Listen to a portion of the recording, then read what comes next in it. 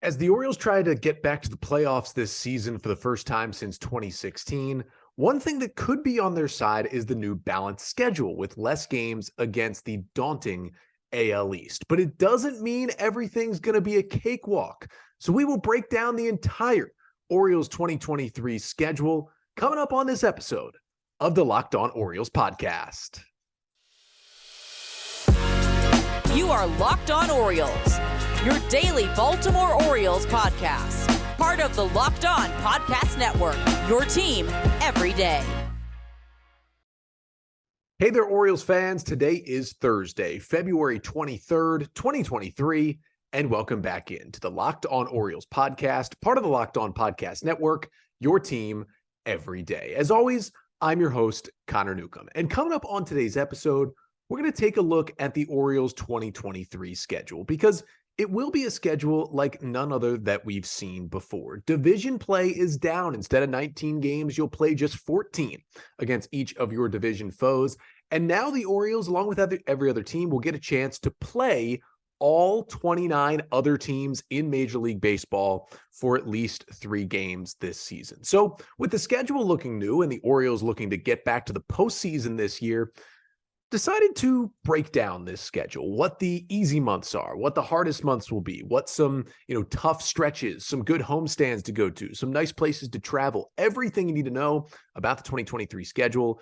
We'll get to it on this episode of the Locked On Orioles podcast. But before we get to it, just want to thank you for making Locked On Orioles your first podcast listen of the day. We're free and available on all podcast listening platforms. We're also out there on YouTube. Make sure to like, comment, and subscribe to the Locked On Orioles YouTube page. We are less than 50 subscribers away from 2,000. And when we get there, we're going to do some big Orioles giveaways here on the pod, but you have to be subscribed to the YouTube page.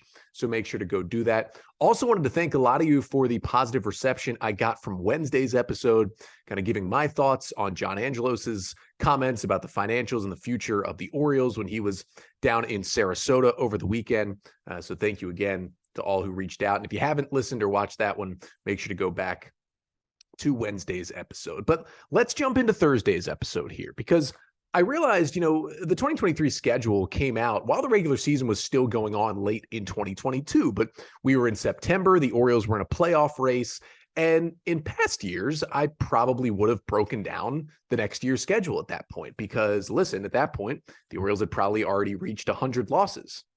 Well, didn't have as much time because they were playing good baseball. So now as we get to late February and we are, just over a month away from opening day, felt like a good time to look at this schedule because things are different, as I mentioned. So today we'll talk about, really some of the highlights and the lowlights for the Orioles. So let's start with, what the schedule is going to look like. Again, you used to play 19 games against your division opponents.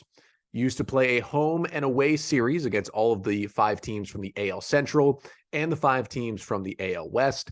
And then it would be a rotating year-by-year schedule if you would play one series against each of the teams from one division. So if one year you played the NL East, the next year you'd play the Central, and the next year you'd play the NL West. And then there was always one AL-NL crossover rivalry you would play every year. Of course, for the Orioles, that was the Nationals, who they'd play every season as well. Things have changed now. There's less divisional play. It's down to 14 games against each divisional opponent. And every team will play every other team in at least one 3-game series throughout the season. I think it's going to be fun. I'm excited for it. Never in baseball history has everybody played everybody throughout the season.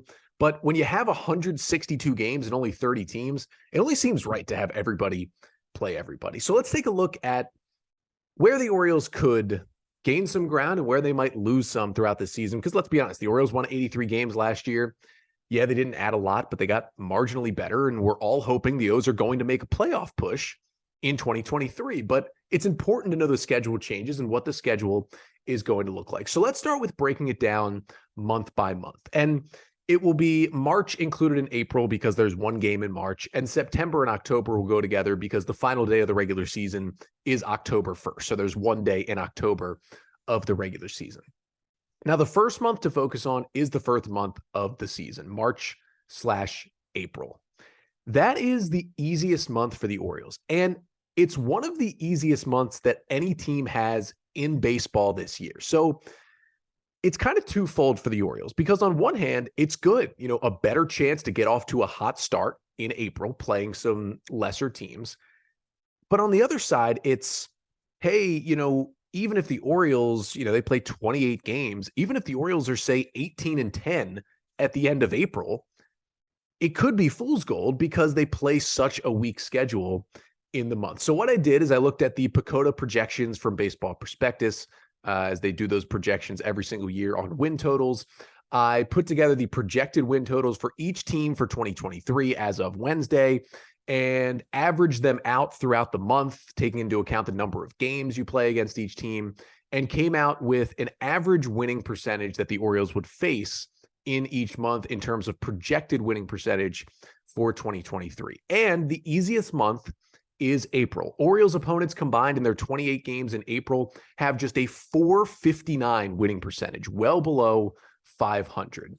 The best team they will play in the month is the Yankees, but the Yankees are the only team the Orioles will play who are projected to finish above 500 in 2023, and that's just one series. That is the third series of the year, the home opening series for the Orioles. Every other team they play, the Red Sox, the Rangers, the White Sox, Tigers, Athletics, and Nationals, all projected to finish under 500. And specifically, when you look at 7 games against Detroit, 4 against Oakland, and 2 against Washington, that's 13 of your 28 games in the first month of the season against legitimate tanking teams who are all going to lose, I think, 100 games this year.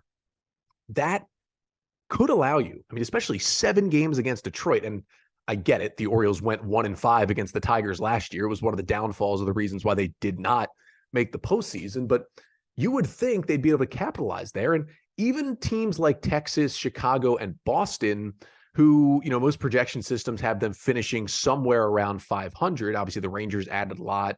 The Red Sox have had a weird offseason, and the White Sox didn't do anything.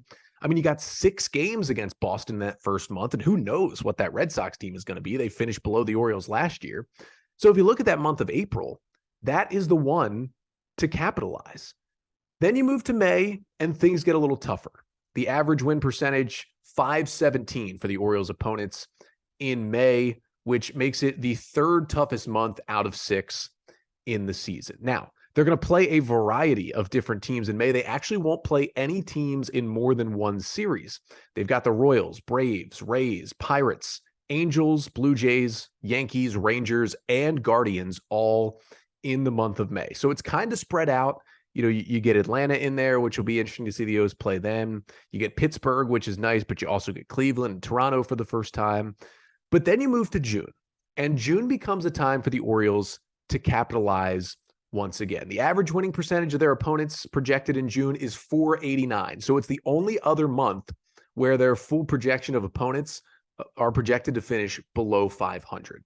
So another chance for the O's to strike. Now, again, it is all against different teams. They've got the Giants, they've got the Brewers, they've got the Cubs in that month. They do play Cincinnati as well, the Royals again. So it should be an interesting mix. But the Orioles really need to get the job done in the first half of the season, because once they hit July, things become tough. In the month of July, I can't imagine many teams have a tougher month on their schedule than the Orioles have in the month of July. There is only one team on their schedule in July who is projected by PECOTA to finish under 500, and that one team is the Miami Marlins. They have a 3-game series with the Marlins, who are projected for 80 wins. Every other team is projected for 87 wins or more. The Orioles play the Yankees 7 times, the Twins 5 times, 4 against the Rays, 3 against the Dodgers, 3 against the Phillies, and 1 against Toronto at the beginning of a series that will conclude in early August. That is an average of a projected .559 winning percentage for the Orioles opponents in July. So here's another thing where I say, even if the O's get through June and they're over 500 and they're looking good, the month of July, now it'll be nice that the All-Star break is in between there from July 10th through 13th, but the month of July is going to tell us a lot about this Orioles team, because maybe Minnesota could be struggling by then, and maybe Miami could be worse than they think, but I think those other teams, the Yankees, the Dodgers, the Rays, the Phillies, and the Blue Jays, they're going to be right in the thick of the race still in July, you have to assume, and it's going to be a tough month. Then right after that, you get August, which is the second toughest month of the season. 519 projected winning percentage the Orioles will face. They've got 7 games against Toronto in that month. They also have a series against the Mets, the Astros, the Mariners, the Padres. They'll play the White Sox again. They do get Oakland and Colorado in that month, which will be nice, but man, it's going to be tough. And then they finish with September and October. Now, it is the 4th toughest month, so it's a little easier, but it's still a 512 winning percentage they're going to face in that month. They'll get Boston 7 times, but they'll also get the Diamondbacks, who could be sneaky. They'll get Houston and Cleveland again. They'll get Tampa Bay for 4. St. Louis will be an interesting opponent in September. It's going to be tough down the stretch. The second half of the schedule, much, much tougher than that first half. So it's really going to be the dichotomy of, you have a super easy April. Can you capitalize? Can you get, as I said, 18, 19 of those 28 games in April to set yourself up? And then can you just weather the storm in July? You know, you look at these July games, you play 26 of them. Can you just go 12 and 14, you know, and keep your head above water in July to then continue through the season? I think that's really the big question. Can this O's team hang with that tough of a schedule in the month of July and then still have it finish fairly tough as the season rolls on? But coming up next, we wanted to look more specifically into some certain stretches of this Orioles season, because it's not just about month by month, it's about week by week, about homestand by homestand and road trip by road trip, and who the Orioles are taking on and where some of these smaller sets of games are that the O's could really take advantage. But first, this episode of the Locked On Orioles podcast is brought to you by FanDuel Sportsbook. The midway point of the NBA season is here, and now is the perfect time to download FanDuel, America's #1 sportsbook, because new customers get a no-sweat first bet up to $1,000. That's bonus bets back if your first bet doesn't win. Just download the FanDuel Sportsbook app. It's safe, it's secure, and it's super easy to use. Then you can bet on everything from the money line to point scorers and threes drained. And if you're looking for NBA bets throughout the week, you know, maybe just take a look at this point at the Boston Celtics, as well as they've played all year. Maybe just keep taking Celtics money line. It'll probably help you out. And plus, FanDuel even lets you combine your bets for a chance at a bigger payout with a same game parlay. So don't miss the chance to get your no sweat first bet up to $1,000 in bonus bets when you go to FanDuel.com/lockedon. That's FanDuel.com/lockedon to learn more. Make every moment more with FanDuel, an official sports betting partner of the NBA. So we're taking a look at the Orioles 2023 schedule, the new balanced schedule in Major League Baseball this season. And as we saw, you know, April, it's going to be easy, and July is going to be really, really tough for this Orioles team. But I wanted to break it down just a little bit further, because let's look at some of the smaller stretches that could really impact this team. Let's start with the homestands.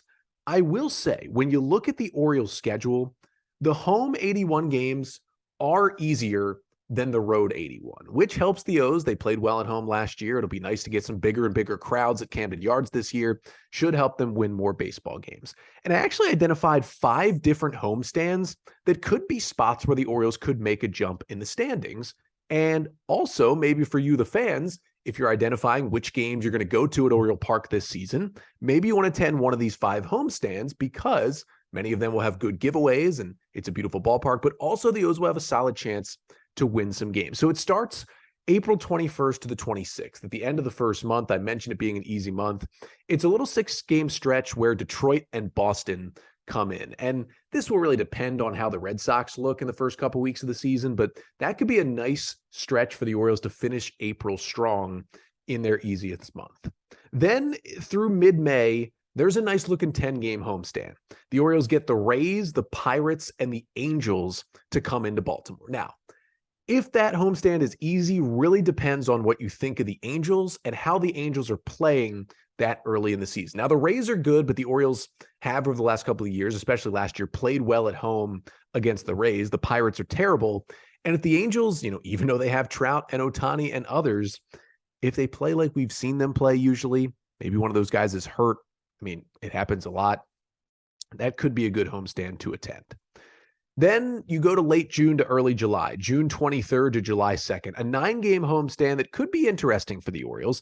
They've got the Mariners, the Reds, and the Twins coming to town. Now, I expect Seattle to be a good team this year, but the Reds are going to be terrible. And I know Minnesota did get Carlos Correa back, but remember, the Twins had Carlos Correa last year, and they still fell apart in the second half, and they didn't add a lot to the team other than that. Now, the Twins were in first place for the first half last season, and this will be in the first half. But if Minnesota looks like they did in the second half last year, another winnable homestand. Then you go later in the year, August 22nd to the 30th, a 9-game homestand where the Blue Jays come in, then the Rockies and the White Sox. Now, we know the Blue Jays are going to be good, but we also know the Orioles played some classics and were able to beat the Blue Jays at times when they played them in Baltimore last season. Then you've got the biggest disaster in Major League Baseball right now, the Colorado Rockies coming to town.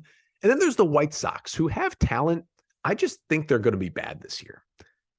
And then finally, what helps the O's is even though the second half of the year is tough, the Orioles do end the season with a chance to make up some ground if they still are in the playoff push, because September 26th to October 1st, the end of the year, the final 6 games, they have 2 games at home against the Nationals and then 4 games against the Red Sox. And again, this all depends on how good Boston ends up being this season, but we know the Nats are going to be a disaster. And if Boston looks anything like they did last year, this could be kind of a break for the O's for those final 6 games on that homestand.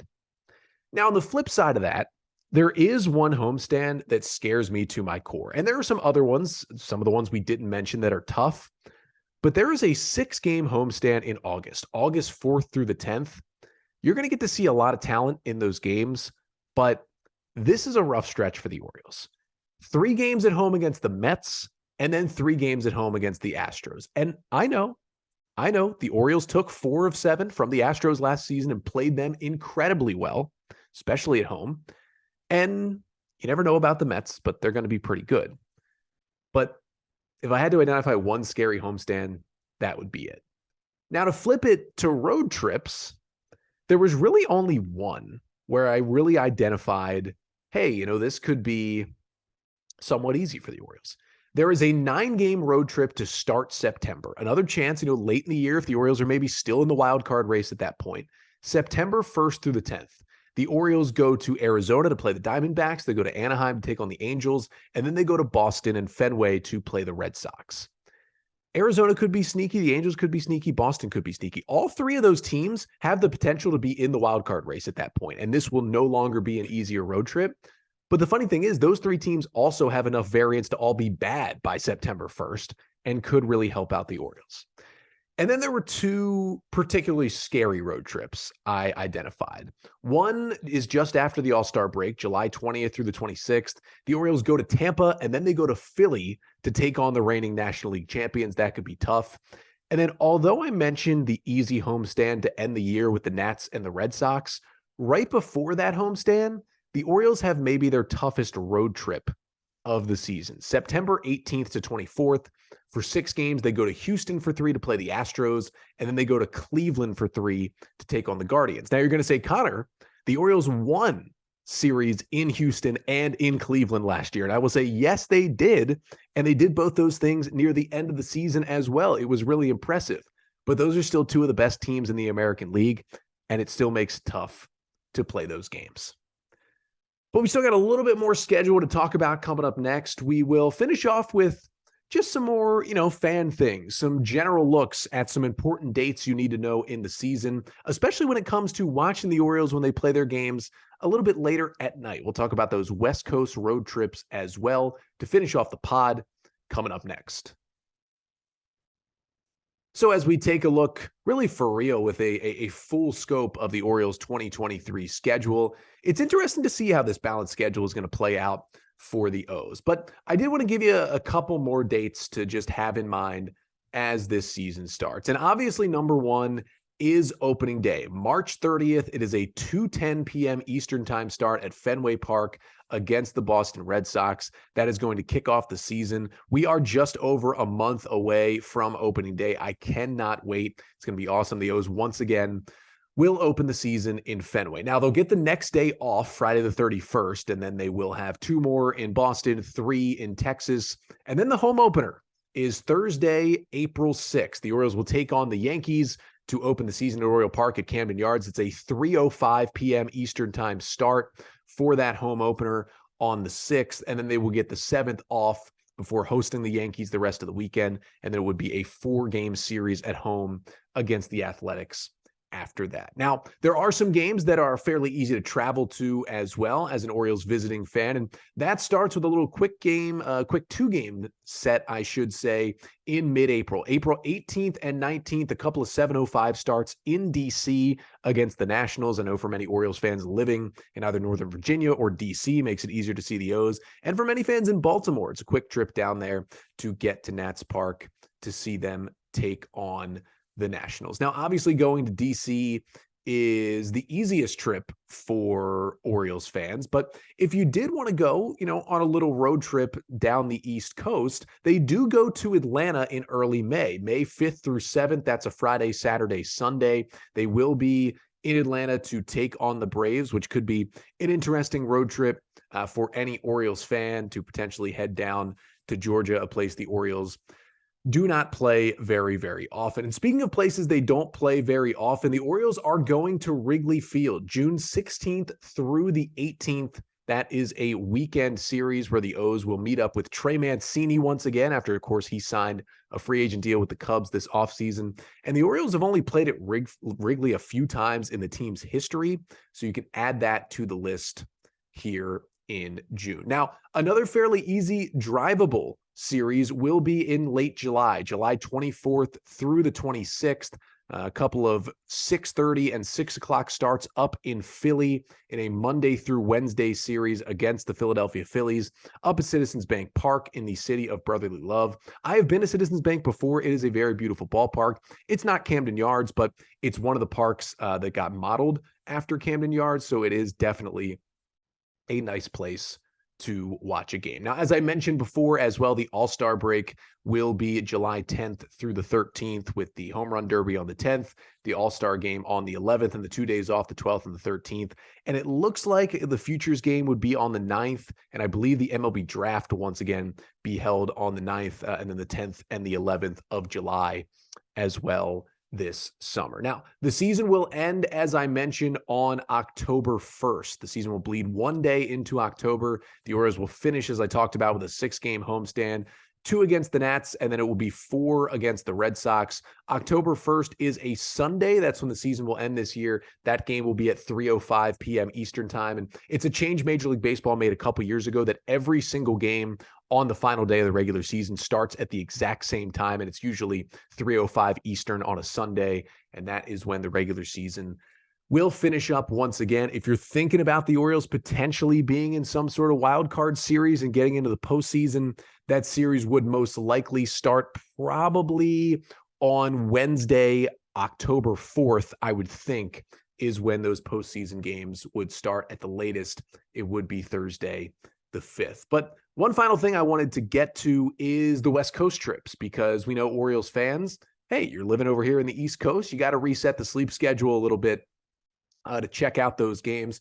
So the first West Coast trip will be a quick one for the Orioles to kick off the month of June. They will head to San Francisco to take on the Giants from June 2nd through the 4th. That is a Friday, Saturday, Sunday weekend series. Now, 2 of those games will be late, 10:15 and a 10:05 start on Friday and Saturday, but it is a weekend, which makes it better. And then it's a 4:05 start on Sunday. So for a lot of people, that does mean it's a late game, but not right before a workday. The Orioles will then actually go to Milwaukee after that for a 3-game road series against the Brewers, which should be interesting. The next West Coast trip will probably be the toughest ones on Orioles fans' sleep schedules. That will be in mid-August, a 9-game road trip for the Orioles from August 11th through the 20th. This is going to be one of the tougher stretches of the year for the Orioles to start August. They have 3 in Toronto. Then they have that homestand against the Mets and the Astros, which is going to be incredibly tough.